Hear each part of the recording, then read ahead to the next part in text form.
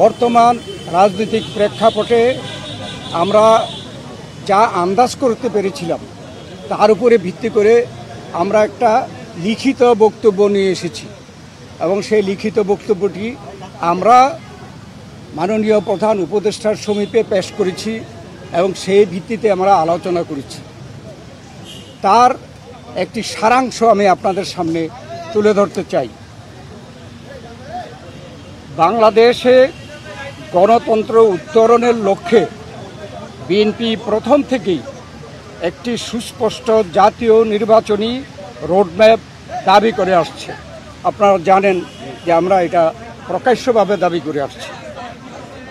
সুষ্ঠু, নিরপেক্ষ ও অবাধ নির্বাচন অনুষ্ঠানের উদ্দেশ্যে সরকারের নিরপেক্ষতা বজায় রাখার স্বার্থে বিতর্কিত উপদেষ্টাদের বাদ দিয়ে উপদেষ্টা পরিষদ পুনর্গঠনের জন্য আমরা দাবি জানিয়েছি।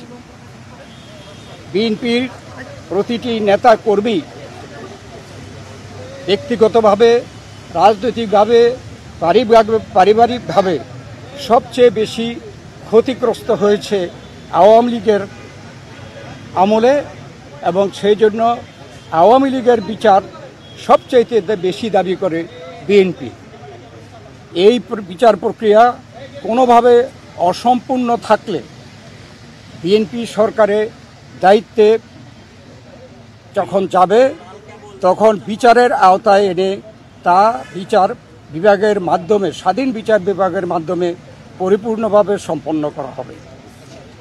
নির্বাচন সংশ্লিষ্ট সংস্কার কার্যক্রম অবিলম্বে সম্পন্ন করে ডিসেম্বরের মধ্যে জাতীয় সংসদ নির্বাচন অনুষ্ঠানের জন্য দ্রুত একটি রোডম্যাপ প্রদানের দাবি আমরা জানিয়েছি।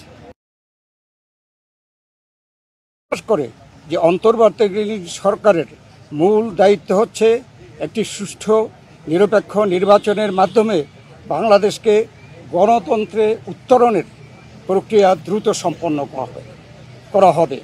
যে কোনো উছিলায় নির্বাচন যত বিলম্ব করা হবে, আমরা মনে করি জাতির কাছে স্বৈরাচার ক্ষেত্র উপস্থিত হবে। এর দায় দায়িত্ব বর্তমান সরকার ও তাদের সাথে সংশ্লিষ্টদের উপরে বর্তাবে। বিএনপি